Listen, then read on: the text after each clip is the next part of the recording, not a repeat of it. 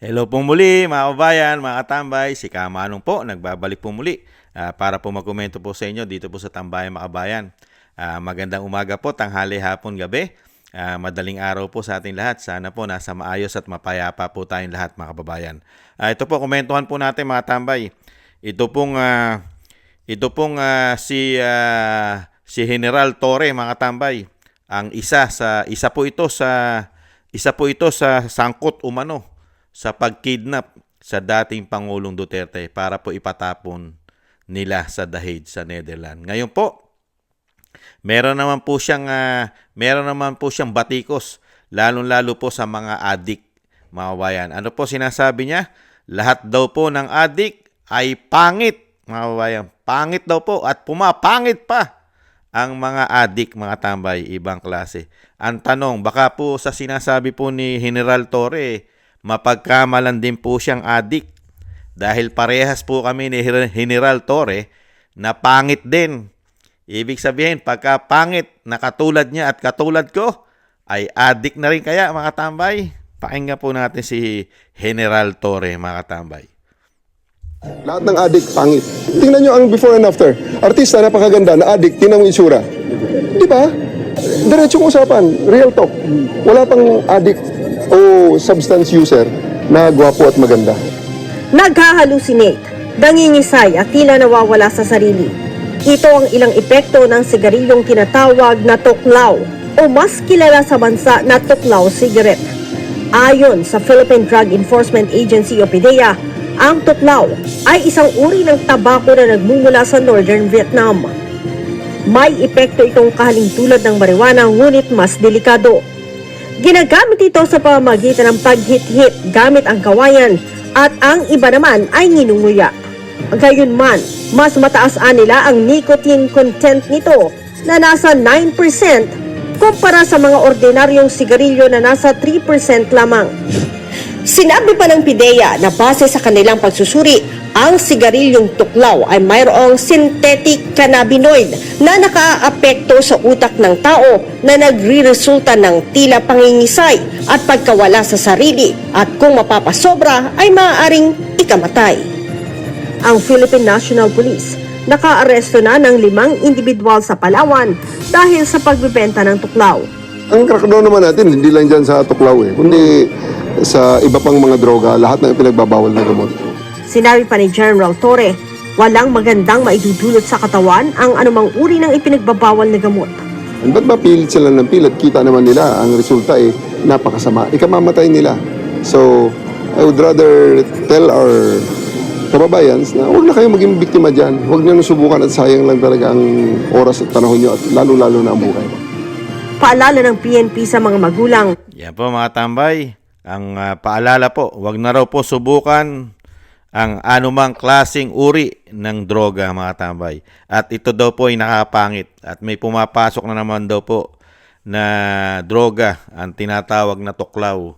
At diyan po, tahasa po sinabi ng general na lahat ng adik ay pangit mga tambay. Nakakagulat po. Dahil po yung nagsasalita po, katulad din po ni Kamanong ay hindi po pogi.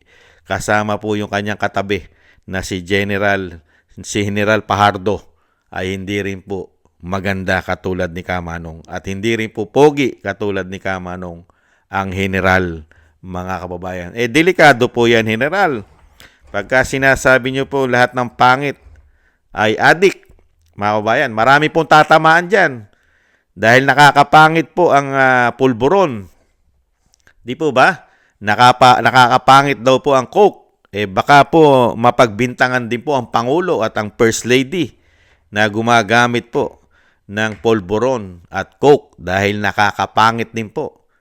At sinasabi nyo mga artista, baka po mapagbintangan na rin po na gumagamit ng polvoron at ng Coke si Jose Marie Becerral alias Vice Ganda. Hindi kaya?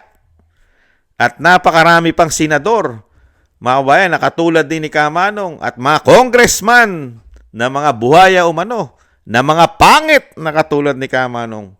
Yan din po pala ay gumagamit ng illegal na pulburon dahil nakakapangit. Sa hanay din ng kapulisan ay marami rin pangit na katulad ni Kamanong. Ibig sabihin, gumagamit din kaya ito umano ng mga pulburon? Mga kababayan? At itong tuklaw, pulburon, tuklaw at coke, ibang klase ka, General. Masyado mo sinisingle out ang mga pangit. Samantalang tayo ay hindi pogi. Katulad po ninyo, General. At katulad ni Kamanong na hindi rin pogi. Tayo pala'y pagbibintangan pagka pinaniwalaan namin ang mga salita ninyo. Na ang mga pangit, nakakapangit. Ibig sabihin, pumangit si Kamanong dahil gumagamit ng pulburon, tuklaw at coke. At ganun din po, General, pumangit din kayo dahil gumagamit din kayo ng pulburon at coke at tuklaw. At ganun din si Fajardo, si General Fajardo. Ibang klase kayo, General. Baka po, mukha po yata pinatatamaan nyo lahat ang gumagamit ng pulburon at coke na pumapangit, nakakapangit. Napakarami po sa Malacanang ang nakikita po ng mga Pilipino nakanguwi, ngumunguwi. Habang nagsasalita, nagngingikil ang ngipin. Ibig sabihin nun, General, yung nasa Malacanang ay mga pogi at maganda at hindi gumagamit ng pulburon. At matapang yung kinukundina na nakakapangit. Parang napapanahon na po talaga, mga kababayan. Komento ko po. Napapanahon na talagang gumawa na po ng batas. Kaya lang sa panahon po ngayon ay hindi po magkakaroon ng batas para po sa drugs testing, mga kababayan.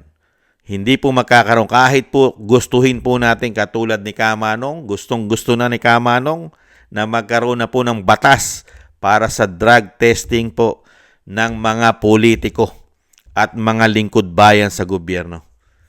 Dahil po napakarami na pong pangit umano na naglilingkod po sa gobyerno. Palasyo, senado, kongreso, at lahat ng departamento ng gobyerno ay marami na pong pangit na katulad ni Kamanong at katulad ni General at dalawang General ni PNP Chief. Napapanahon na po pala talaga na dapat magkaroon ng batas kung si Kamanong lang po ang masusunod para po malaman at maipa-drug test po, lalong-lalo po sa buhok, yung hair follicle drug test, ang mga pangit na katulad ni Kamanong dahil nakakapangit po ang paggamit po ng tuklaw, pulburon at coke. At tinitiyak naman po ni Kamanong dahil may marami pong pangit sa palasyo ay dapat pong unahin ipa-drug test ang nasa palasyo dahil marami pong pumapangit doon kahit makapal ang makeup. Ibang klase ka, General. Pinagsabihan mo pa nakakapangit. Samantalang ikaw mismo, katulad ni Kamanong, hindi magandang lalaki. Sa'yo tuloy tatama yan. Ikaw ang tatamaan yan, General. Yang sinasabi mong lahat ng adik ay pangit. Mga kababayan, baka ikaw ang unang sabihing gumagamit kayo. Kasama mo ang isang General sa likod mo, si Fajardo. Dahil tayo'y mga pangit at tayo'y gumagamit din ng tuklaw, pulburon at coke. Nakakalungkot. Sa bagay, meron ka pa naman kakaharapin ngayon kasi General ka. Pagka yung sinasabi nga po natin, ang panahon ay lumilipas. Ang panahon ay nawawala. At ang sinasabing kung ano ang iyong mga pinagtakpang anomalya at kaso, ay yan po ay mabubuksan sa tamang panahon. Ngayon po, sikat na sikat po kayo at sanay na sanay po kayong magsalita kahit po sa mga pangit. Darating naman po ang panahon na meron din pong pangit na alagad ng batas na uusigin ng batas sa tamang panahon. Lalong-lalo po sa ginawa ninyong sabuatan, mga kababayan, sa pagkidnap umano at ipatapon na walang due process ang dating Pangulong Duterte. Hindi po ba? tamang panahon po. Yan po mga kabayan, ang matapang, direct to the point na sinabi ng general na ang mga pangit, mga tambay, lahat ng adik ay pangit, mga kabayan. Ibig sabihin, mga kabayan, yung kauna-una nagsalita ngayon, hindi kaya siya adik umano dahil parehas po kaming pangit, mga kababayan. At nahandun din po sa Malacanang, hindi rin po nagiging pogi at hindi rin po nagiging maganda ang nasa Malacanang. Ibig sabihin, gumagamit din kaya yon, mga kababayan? Ayon po rito kay General, kay PNP Chief, Torre.